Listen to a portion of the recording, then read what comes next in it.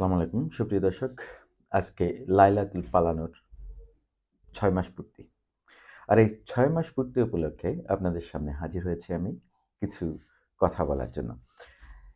সবচেয়ে ইন্টারেস্টিং বিষয় হচ্ছে আজকে শেখ হাসিনা পালায়নের ৬ মাস উপলক্ষে ছাত্রদের উদ্দেশ্যে রাতে ৯ টায় একটি ভাষণ দিবেন। বোঝা যাচ্ছে না সেটা কি অফলাইন নাকি অনলাইন মানে ফেস দেখাবেন। আমরা অধীর অপেক্ষা করছি তিনি হয়তো ফেসটি দেখাবেন। আর দ্বিতীয় আরেকটা বিষয় হচ্ছে গত কিছুদিন আগে তিনি ক্যান্সারে আক্রান্ত ছিলেন। ক্যান্সারে আক্রান্ত হওয়ার পরে মারা গেলেন।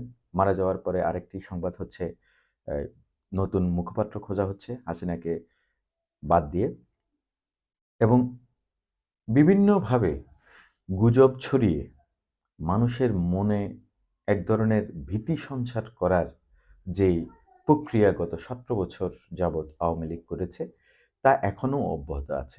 গত এই ৬ মাসেও তারা বেশ কিছু গুজব ছড়িয়েছে এবং এই গুজবগুলার উদ্দেশ্য একটাই, অন্তত মানুষের ভেতরে তাদের সম্পর্কে অ কেউ কোনো ধারণা অন্তত মানুষের ভেতরে তাদের সম্পর্কে যাতে আলোচনার শেষ না হয়ে যায়।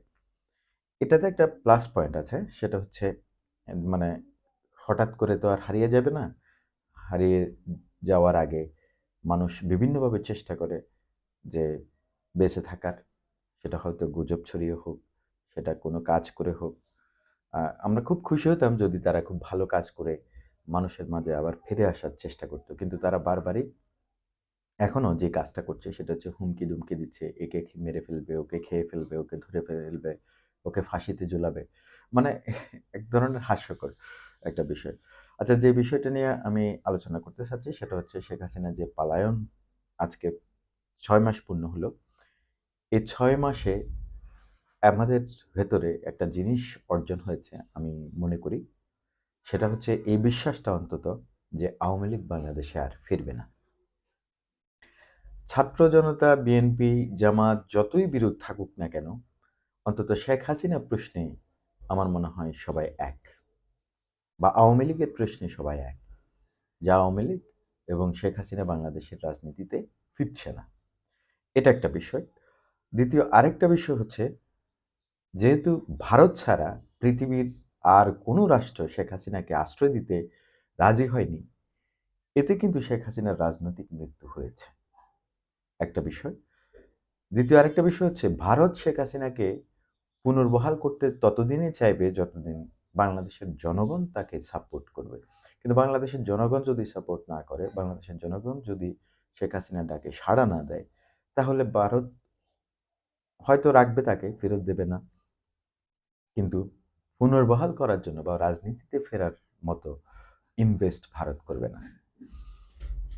দেশের মানুষের বুকে গুলি চালিয়ে কোনো স্বৈরশাসক বা কোনো শাসক টিকে থাকতে পারেনি, পাকিস্তানও টিকে থাকতে পারেনি, বাংলাদেশে। বাঙালিকে যদি তার নিজের আপন মনে করত, তাহলে তাদের উপরে এভাবে নির্বিচারে গুলি করতে পারত না। ঠিক শেখ হাসিনা যদি বাংলাদেশের মানুষকে আপন মনে করত, তাহলে অবশ্যই এভাবে নির্বিচারে গুলি করে অন্তত ২-৩ হাজার মানুষকে হত্যা, পঙ্গু, অন্ধ, কানা এভাবে করে দিতে পারত না। এই জিনিসটা আমাদের দেশের মানুষের যতদিন বোধগম্য না হবে, ততদিন দেশের ভেতরে একটা অস্থিরতা থাকবে। সবচেয়ে ইম্পোর্টেন্ট যে জিনিসটা সেটা হচ্ছে আওয়ামী লীগের পলাতক কিছু রাজনীতিবিদকে বিশ্বের বিভিন্ন জায়গায় দেখা যাচ্ছে। তারা জনসম্মুখে আসছে। যদিও বিভিন্নভাবে তারা নাজেহালের শিকার হচ্ছে যে লন্ডনে লিফলেট বিতরণ করতে গিয়ে আ ব্যবসায়ীরা তাদের হাত থেকে লিফলেট নিচ্ছে না। এমন ভিডিও ভাইরাল হয়েছে।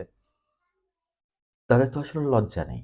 মানে সবচেয়ে বড় আফসোসের যে বিষয়টা, আওয়ামী লীগ আওয়ামী লীগের ভেতর লজ্জাটাই চলে গেছে। যদি তাদের লজ্জা থাকতো, তাহলে অন্তত ১০ বছর তারা জনসম্মুখে আসতো না। মানে তারা যে অপরাধ করেছে, তাদের যে নির্যাতন, তাদের যে ভূতছুরি, তাদের যে মিথ্যার বেশ্যাতি, তাদের যে নাটক, তাদের যে গুজব, প্রত্যেকটা মানুষ জানে, বুঝে। কিন্তু প্রত্যেকটা মানুষ জেনে বুঝেও বিভিন্ন হামলা, মামলা, গুমের ভয়ে মুখ খোলেনি। এখন যেভাবে মানুষজন কথা বলছে, এই জিনিসটা তখন ছিল না। এটা ফিরে আসার জন্য অবশ্যই আমরা ছাত্র রাজনীতির অবশ্যই আমরা ছাত্রদেরকে সাধুবাদ জানাই এবং যারা আন্দোলন সংগ্রাম করে এ দেশটাকে স্বৈরশাসক থেকে মুক্ত করেছে তাদেরকে ধন্যবাদ জানাই।